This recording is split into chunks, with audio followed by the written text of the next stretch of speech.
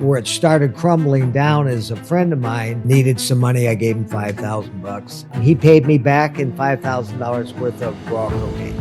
That started the ball going in the wrong direction. Along with that, my life started going downhill because I started a $200 or $300 a day addiction. And when I ran out of that cocaine, I was broke. Just before Christmas, they sentenced me to 14 years in prison. You and the judge that sentenced you are now pen pals. Yeah, we're pen pals. Hey everybody, welcome to another episode of Shane Unchained. I want to introduce you to somebody special. This is Tom McKean. Hey Tom, how you doing? All the way. All the way. It's very nice to meet you. Nice to meet you. So guys, if you don't know, I don't do any kind of rehearsal or prep for any of these videos. We just fly off the cuff. We're just going to let God lead it, however God wants to lead it. But I do want to talk to you a little bit about Tom McKean. And the way that I met Tom McKean is, if you've seen one of my videos before that had to do with the red crosses and the white crosses that were 3D printed from Randy. You guys remember Randy. This is how I was led to Tom. So these things right here are like breadcrumbs, little breadcrumbs of Jesus that I keep following to very interesting people. So Tom, can you tell us a little bit about who you are and what you do? Well, right now, I'm a Christian. That's my main purpose. Amen. And I use my business to encourage and share the gospel and to service people. And what is that business? It's Sassafras Furniture Shop right now. I've been doing it for 20 years. And we do antique restoration, build furniture, paint furniture, anything. If wood, it's good. If it's wood, it's good. Yeah, I like it. And we just recently got into start doing crosses, and we call it Woods of the World 316. And these are all cutoffs of all exotic woods around the world. And we make these wood crosses with epoxy. And it's not so much for profit, it's just for beauty. Wow.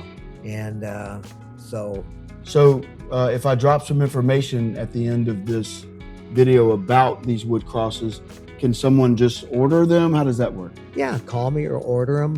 What we're doing right now is making shells.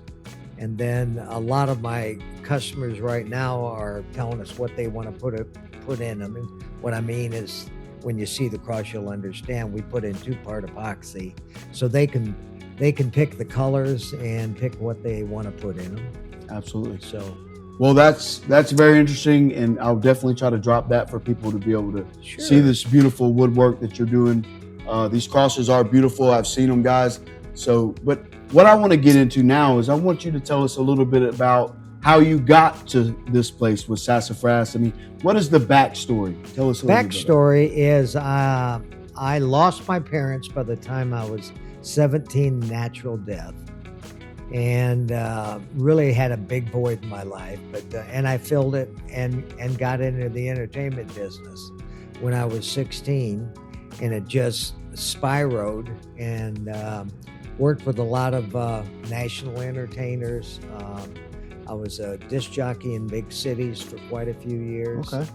And did a lot of concerts with the entertainers. And then where it started crumbling down is a friend of mine who was a brother of a big entertainer needed some money. I gave him $5,000. This was back in the early 70s. When $5,000 was a lot of money. Yeah. Yeah. And he paid me back in $5,000 worth of raw cocaine. Oh. And he said, Tom, I know you don't do drugs, but you can sell this and make another $15,000, and that's for helping me out.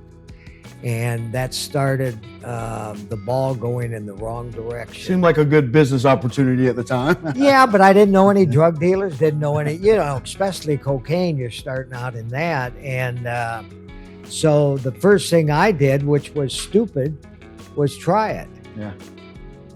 And I thought, man, this is really different. And then I told a few people, anybody wants a little cocaine, because most of the guys I hung with, didn't do a lot of drugs. But it's funny how it gets out there. And then I had a few people call and say, could you have this? Could you give me a little bit? And along with that, my life started going downhill because I started a $200 or $300 a day addiction. And when I ran out of that cocaine, I was broke. Yeah, So I had to start selling it. absolutely. And they say monkeys can't sell bananas, right? No. Because they eat the bananas. So, Yes. So you were your best customer at some point. I was 100%. Yeah. And what was the next step in your life? What happened after that? Well, I was still in the entertainment business, doing it, just doing it. And I had a TV show like The Tonight Show back in Fort Wayne, was when it started really crumbling because I was having a rough time showing up and so forth and so forth. And I was running here, running there, selling a little cocaine here. Addiction got higher, had to start buying more, selling more, and eventually got arrested. Okay. So they arrested you for selling cocaine? Yes. Okay. What happened is one person I sold it to got in trouble, and they said if you could help me bring down this big dealer, which I was not a big dealer, I was just trying to support my habit, and they set up a buy, and they did on the third buy to this couple, I got busted. I got you. And this was in Indiana? Actually, yeah, Auburn, Indiana, right outside of Fort Wayne. And so what did the state of Indiana decide for you? Well, I got arraigned on 3 Class B felonies, facing 60 years or a minimum of 18, and was going to trial. And went before the judge, and he seemed like a nice guy, but he was letter of the law when it came to what he had to do. And before my trial, which is God at its best, I sort of had a vision. You can call it a dream, whatever. One night, I thought I saw Jesus in a broken glass saying, "Come to me and I can fix your life." And then woke up next morning, didn't think much about it, but I turned on the TV and there was a church sermon going on from a church, because I was in the town, knew the churches, never went to church, was talking about being in prison. So I decided to get up and go to the church service. And when I got there, it wasn't the same sermon. It was taped from the week before. But he preached, and all of a sudden I felt led. I'm in a lot of trouble. I know I'm going to prison, but it was God leading me, and I went forward and got saved. It's amazing how I feel like God leads us when we're leadable. And sometimes it takes that humbling experience where our back's against the wall. We don't have anywhere else to turn but to God. Yeah. And because I was full of pride in the entertainment business, you can't touch me. I'm a director of the universe. And so I got saved, and then went to my trial, and found guilty. Okay. And just before Christmas, they sentenced me to 14 years in prison, suspended 4, and then mandated a full 10 years. So I would not see the light of day for 10 years, and was put together into a holding cell and waited to go off to prison. Okay. And I went to prison. And they sent you to prison. They accommodated that. Oh, they did, 100%. So you also, when we talked a little bit on the phone yesterday, you gave me a little bit of insight and information on an interesting story about the judge. Can you share with us that? Well, when the judge sentenced me, Charles Quinn, very unusual judge, he said, "I want you to write me and tell me what you think about prison." And I thought that was odd. So I started writing him a few letters. Most of them were pretty harsh, because I'm a young Christian. I'm still blaming society, still blaming everybody why I got here, instead of accept responsibility. And he would always write me, and he'd always write me in Bible verses, not give me any advice, but he said, "I want you to check this out, check this out, check this out."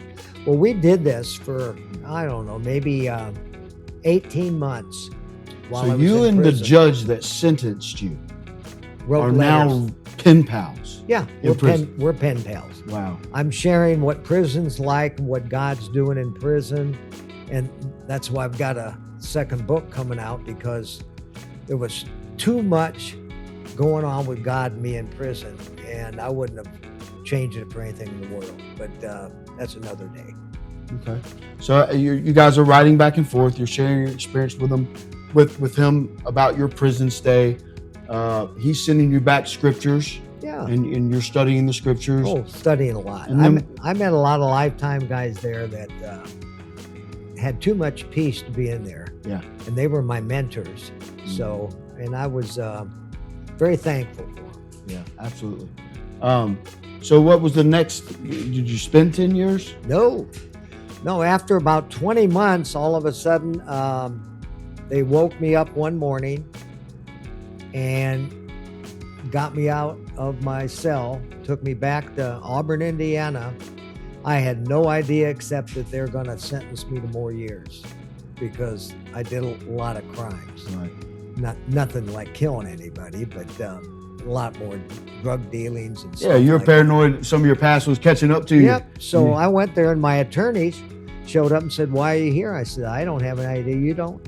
And so about 10 o'clock that morning, I got dressed out of my prison clothes and got clothes put on, and we went to the courthouse right out of the jail cell. And the judge said, he gave the letter of the law. He says, I mandated this for 10 years and went through the letter of the law to get me freed. Wow. And it took a miracle to get me out. Amen. And in my book, I share that miracle because it is beautiful. That afternoon, I'm free with the understanding I do 1,000 school assemblies for free. Don't go back to drugs. I'm on probation for 5 years. And what's a school assembly? What is that? School assembly, it basically stated that I start sharing, as the judge said, the pearls of my choices that got me there. So my first classrooms, when I started, just classrooms, they had a lot of questions. I had a lot of answers. You know, they always want to know, how did you do this, do that? But I started small, sharing in classrooms, and then it got to be school assemblies where there was the whole school, maybe 1,000 kids. And you're speaking to them, sharing your experience, strength, and sharing hope. my story. Yeah, that's beautiful. And then the churches got involved and said, would you come the same day you're sharing at that school, share your testimony at our church. Wow. And let the kids know, you know, if they want to come in and hear the rest of the story, they can, because you're not allowed to share Christ in schools.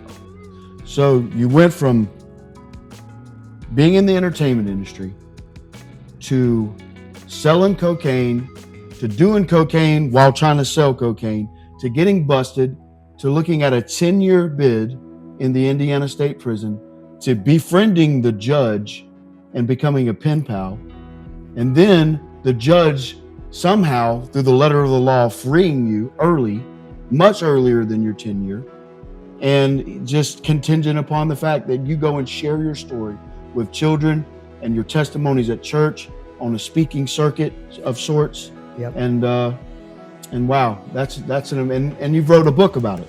Yes. Okay, what's the name of that book? Breaking Out of Prison.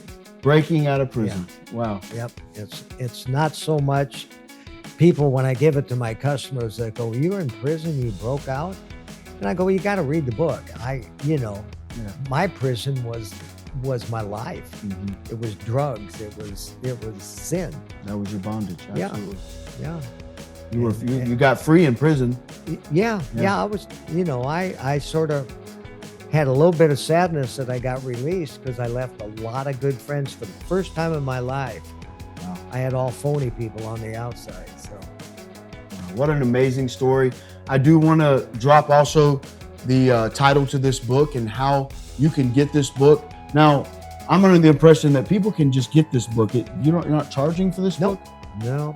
If they're somewhere in another state, they can go on Amazon and get the book, and it's just same as shipping. It cost me $5 to ship it to them. You can get the books. I don't want to make money on the book, so I give away every book I can. Wow. And you're working on your second book now. Yes. Wow. And do you have a title for that one yet? I'm working on it. Okay. It's going to be a fun one. It's a work in progress. Yeah. So you're here in Pensacola, Florida now. Sassafras is the name of your furniture business. Yep. We're here in the furniture shop right now where all the magic happens. I want to thank you so much for your time and sharing your testimony and your story with us. Yeah. And I hope that we can work together again soon. I do too, Shane. It was a pleasure. Sir. God bless you. God bless you. All right, guys, tune in. I'm going to drop those at the end of the video, and you can check it out, get the book, and you can read for yourself this amazing story. See you.